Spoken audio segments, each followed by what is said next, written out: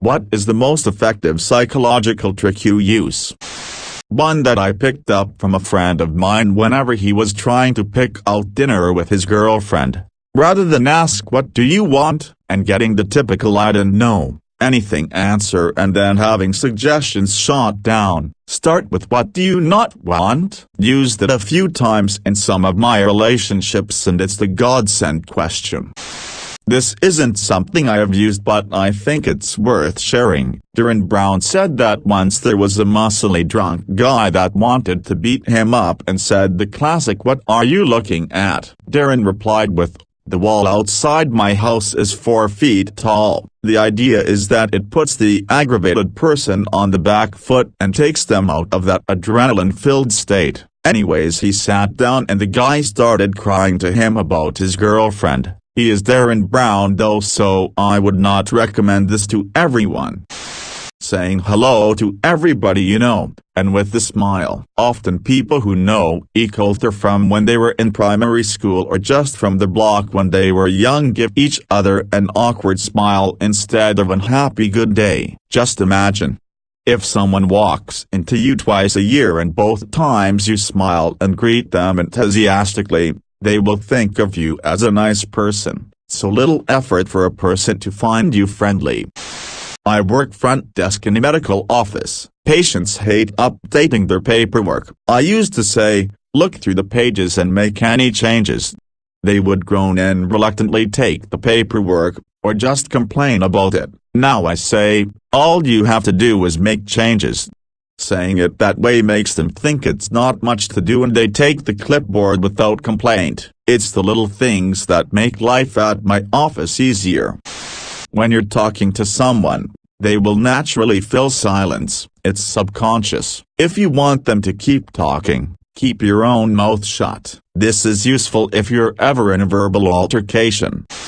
Think of my future self. How will my future self feel in an hour or two if I skip my gym session? Will my future self be happy if I do this pile of dishes now, before bed, or would he prefer to have to do it in the morning, before work? I have a 3-month deadline on this project. Will my future self appreciate my current self taking the first 3 or 4 weeks easy? Or will he be really pissed off? Essentially delayed gratification. Pretty much all the bad stuff gives us instant gratification, while all the good stuff has delayed gratification. I always try to remember that, if I have to wait to reap the rewards then it's probably the best option. I used this technique at university where I couldn't stand the thought of having to answer questions in front of a group of people. So if you find yourself in a group situation where someone, a leader, tutor, manager etc., is asking questions that must be answered and you want to avoid being picked so that you don't have to talk, then here is my tip. If the person locks eyes on you as they ask the question, then just as they are about to get to the end of their question you break eye contact and look towards another person in the room and hold it. Their attention is diverted to that other person just as the question ends and the person they are now looking at feels compelled to answer. If however the person starts asking the question while looking at someone else, then look at that other person and hold it so you can't get suckered. Use it sparingly because if you do it enough on the same person, they will be on to you. To avoid workplace drama and be well liked is to just compliment people behind their back. I would never say this to her face, but she's a wonderful person and a gifted artist. I don't know if this is an actual thing or not. Or maybe just distractions. But when I do something annoying or bothersome to my husband and he goes quiet, I wait a few minutes and then I ask him a seemingly innocent question, usually on the subject of how certain parts of a car works, or something mechanical. This gets him talking about the car thing and he rambles for like 5 minutes and then bam, he's happy again and not quietly brooding. I'll never tell him I do that because I'm afraid it won't work anymore if he knows about it. It's foolproof though. It works every single time, no matter how bothered he is. Set expectations low and blow people's minds with my mediocrity. Listening to someone without giving advice or pushing for more information typically nets me more information than being pushy for it. When somebody shy is speaking, if you look at them and nod your head, it encourages them to keep talking. I'm hard of hearing. I've spent a lot of my life nodding at my family to show I've heard and understood so they don't ask, "Did you hear that?" I do it at work, especially in meetings. I get a lot of attention from the speaker as I look like the only person actively listening.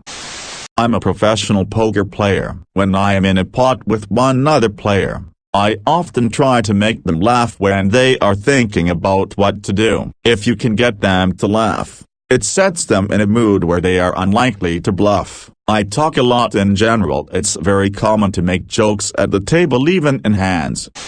When someone is trying to throw excuses, or generally if they're getting a bit arsy about something, often the best way to handle it is to stare back with mild interest and contribute nothing to their monologue. If you don't give them anything to work with, they'll talk themselves into a corner and lose confidence in what they're saying. I learned this trick from an old director who used to control pretty much any meeting room scenario by being the most silent and impassive person in the room. I fondly remember the time someone asked him a ridiculous question and he just stared at him for about 15 seconds. 15 seconds is a long time to be stared at in a room full of people. The guy wilted into his chair and nobody could work out if the director was angry or just quietly mulling it over.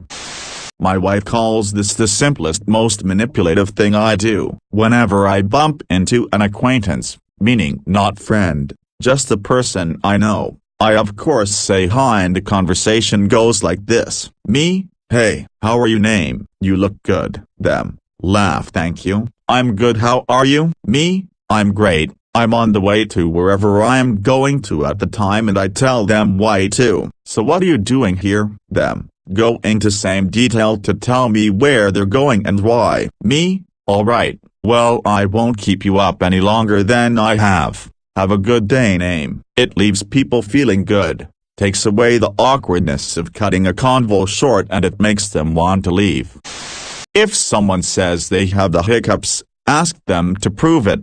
9/10 times, their hiccups will disappear. Having to summon a hiccup in order to demonstrate will trick your diaphragm into just not hiccuping. I've been able to twist it around on myself with some success as well, but it takes practice. You realize you have hiccups, then try to hiccup. Actively try to make yourself do another one. It'll stop. When I ask someone a question and their first response is "What?", I just stare at them for a few seconds, and 99% of the time they answer my question without me having to repeat myself. I think it's just a subconscious reflex people have to ask "What?"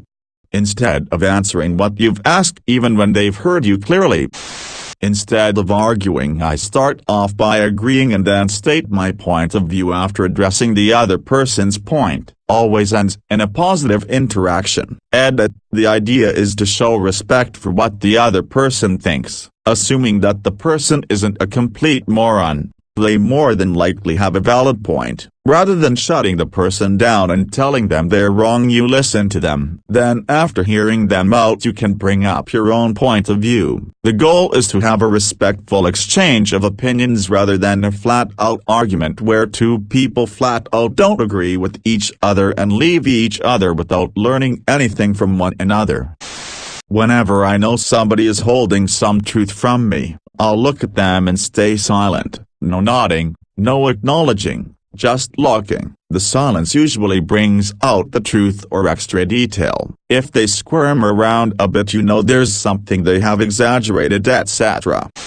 Smiling. Smile at the bartender. They'll be more likely to come to you quicker. Smile at your colleague in the morning and they'll be more open to the request that you've got for them later. Smile at your kids and they'll feel loved. Smile at your partner and they'll wonder what they've done that's made you so happy. Smile at me and I'll smile back and we'll both feel great for a few minutes. Smile at everyone when you meet them. Smile in a job interview. Smile at the shop worker, the binman, the postman, the random dog walker in the park. the person who nearly bumped into you on the street, the barista, your teacher, your mom and your dad. Smile at yourself in the mirror and give yourself a cheeky wink. Writing smile is making me smile. And I feel great now, so I'm gonna go and get a sandwich. Thanks for reading. Smile.